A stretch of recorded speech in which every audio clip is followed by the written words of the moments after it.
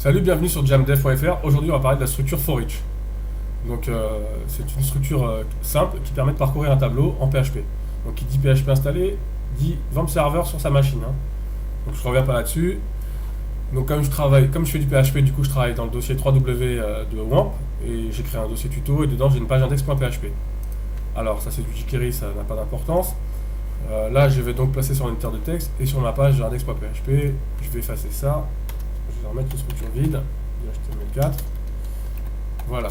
Donc, quand je vous fais ce cours-là, je suppose que ce tuto-là, pardon, je suppose que vous connaissez déjà les tableaux en PHP. Donc, je vous conseille de voir ce qu'est un tableau en PHP et les tableaux associatifs et tableaux simples. Donc, je reviens pas là-dessus. Donc, on est parti. Donc, pour le for each, il y a deux syntaxes. Alors, on ouvre le PHP. La première syntaxe, c'est celle-là. Alors, j'ai tapé un peu vite. Voilà. J'enlève ça. Voilà la syntaxe. Enfin, voilà la première syntaxe, pardon. Alors ça, c'est le for each voilà, classique. Donc, on aura une variable qui sera une variable tableau, qui aura une clé et une valeur. Donc, pour chaque variable, on associera une clé et une valeur. Voilà ce que ça veut dire exactement. Donc, la syntaxe, c'est ça. C'est parenthèse, crochet et ça. Donc, tout ça, ça peut être... ça bouge. Ce qui est en rouge ne bouge pas, ça doit rester. Et ça... variable, on peut mettre ce qu'on veut, enfin on met selon le nom du tableau, la variable tableau qu'on va parcourir. Et ça, pareil, on peut remplacer par v, car, ce qu'on veut. Voilà, mais bon, nous on va juste rester sur cette structure-là pour pas se prendre la tête. Voilà, donc il y a une deuxième syntaxe qui est là, qui est la même chose. Mais la différence qu'il y a entre cette syntaxe, c'est que la première syntaxe, elle est plutôt destinée à une page où il n'y aura que du code PHP, et la deuxième syntaxe, elle est plus pratique quand on écrit dans une page HTML. Voilà. Donc je vais vous montrer un petit exemple et vous allez voir la différence. On est parti. Donc, nous, il faut créer une variable tableau. Donc pour ouvrir PHP, pardon. On crée $tableau. Et dedans, on déclare notre tableau. Arrêt. On n'oublie pas le point virgule. On va mettre, je sais pas, du nom de site, le mien, Google,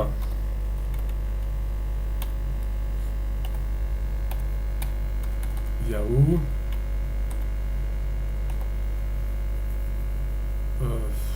allez, Bing.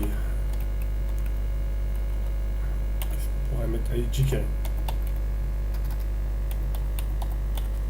Voilà, donc là, on a un tableau, donc on va essayer de le parcourir. On va le parcourir même, mais comme je vous ai dit, je ne reviens pas sur le tableau et que vous pouvez mettre un tableau associatif et compagnie.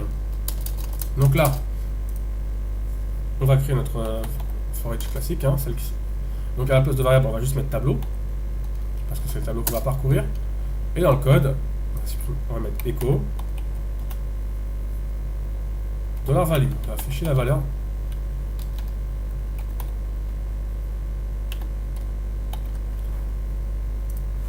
Voilà. Et alors au passage, vous étonnez pas, moi j'ai le plugin Live Reload activé, du coup ma page s'actualise automatiquement. Donc,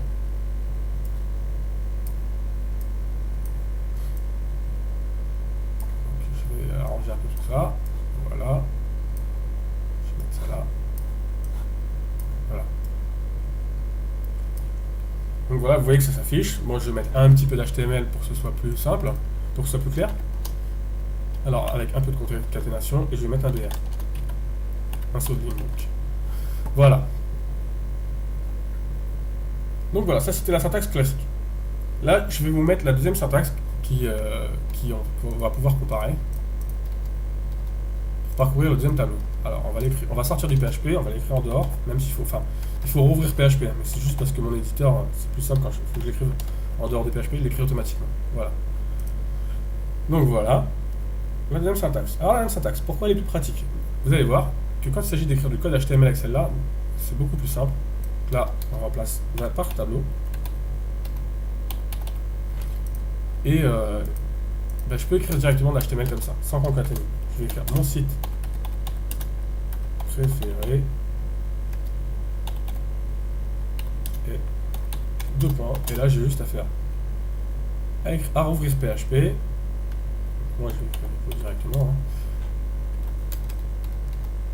Et je mets ma valeur. Et voilà. Bon là, et du coup j'ai même pas besoin de concaténer. Je mets mon saut de ligne. Voilà. Donc vous voyez que la deuxième syntaxe, elle est beaucoup plus simple quand même quand il s'agit de jongler entre l'HTML et le PHP. Donc même si je rajoute même, je vais mettre un H1. Voilà. Alors que si j'avais dû le faire là, et ben du coup j'aurais dû mettre une balise H1 de fermeture ici. Et là j'aurais dû hop, concaténer. Pareil. Remettre des cotes. Et mon H1 d'ouverture. Et voilà. Vous voyez que c'est quand même un peu plus laborieux. Donc, j'enlève ça.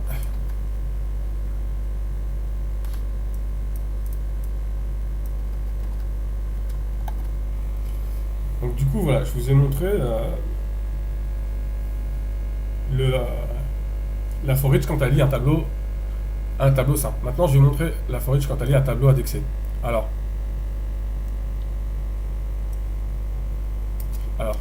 on va transformer un peu, on va afficher l'index. Mon site préféré, on va juste rajouter numéro dans la partie HTML là pour que ce soit plus simple.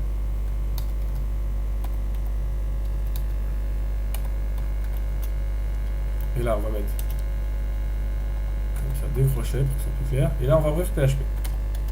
Et on va mettre un écho de $K.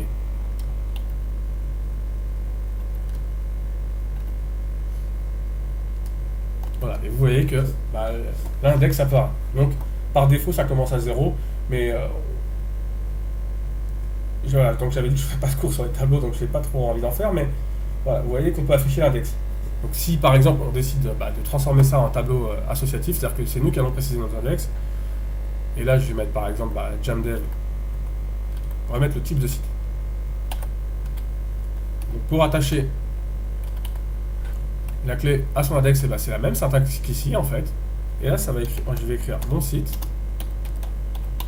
j'actualise, vous voyez bien que c'est mon site qui apparaît. Ensuite, là je vais rajouter la même chose, je vais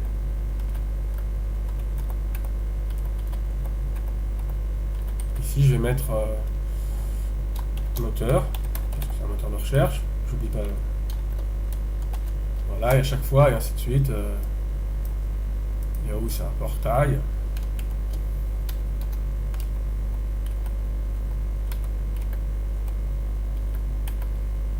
Alors, vous inquiétez pas, je vais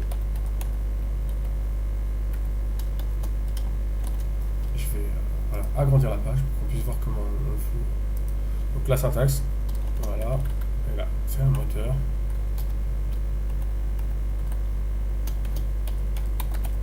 Bon, là, il y a deux fois le même index, mais c'est pas très grave. Et là, je vais mettre librairie.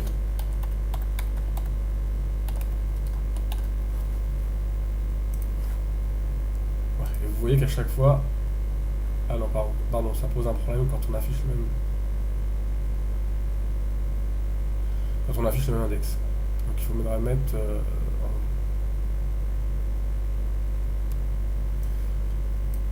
ouais, il peut afficher qu'une valeur par index, je suis bête. Là, on va mettre Microsoft. Non, on va mettre moteur bidon. Non, pardon, j'ai rien dit. On va mettre nouveau. Allez hop, on lui pardonne. Donc on va regarder. Voilà, et là il s'affiche bien. Parce que du coup, il se repère à l'index. Il se repère à l'index et il écrasait la valeur en fait. Donc jamdev, Google, Yahoo, Bing, jQuery. Donc tout y est. Donc voilà. Donc qu'est-ce que je pourrais vous montrer d'autre? Du coup, maintenant, je vais vous montrer un peu des cas peut-être un peu plus complexes avec le for each. Pas complexe, mais ce qu'on pourra utiliser dans le cas d'un helper. On va ouvrir PHP et on va dire, on va écrire, on va concaténer. On va prendre une variable. Voilà. Alors, on va créer un tableau qu'on va appeler famille. Et là, eh ben, on va créer une famille en fait. Donc, on va mettre des prénoms, on va mettre quelques prénoms. Jean,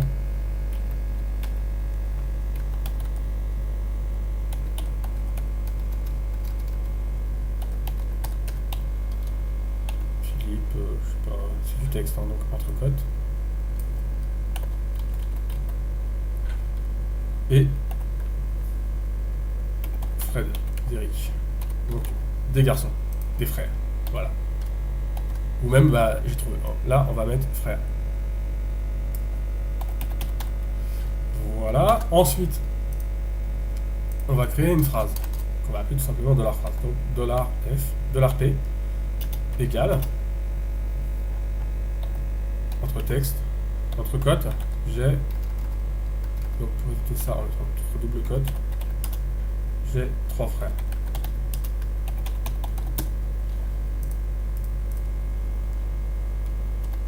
Voilà. Et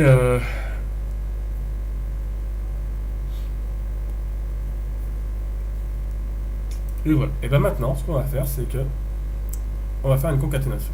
Donc, on va rajouter. Alors, la concaténation, c'est pas trop mon truc, mais c'est important.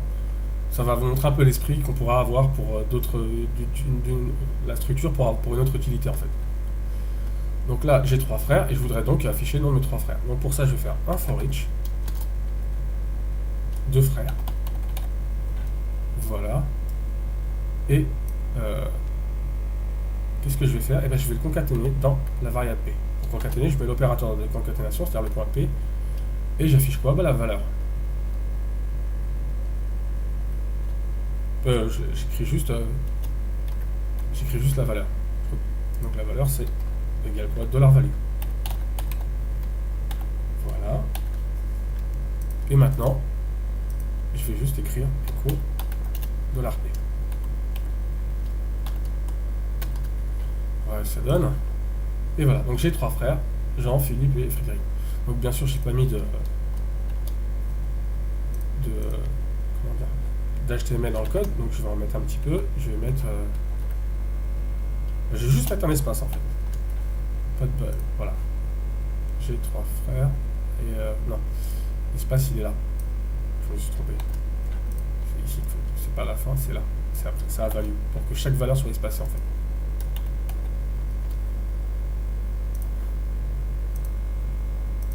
Voilà, donc là vous voyez bien que j'ai 3 frères et que je vais rajouter un espace ici pour que ce soit plus clair. J'ai 3 frères, Philippe, Jean et Frédéric. Voilà, et ainsi de suite. Et si j'avais voulu... et là, je pourrais rajouter... Là, j'ai fait une copie, mais je pourrais rajouter ça. Là, j'avais mis un espace. $P. Concaténation. Égale.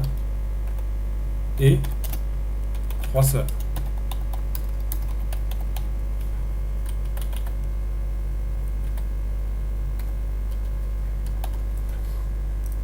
Là, j'utilise, j'ai oublié, bien sûr, il faut que je mette un écho. Bon, je vais mettre directement donc écho $P.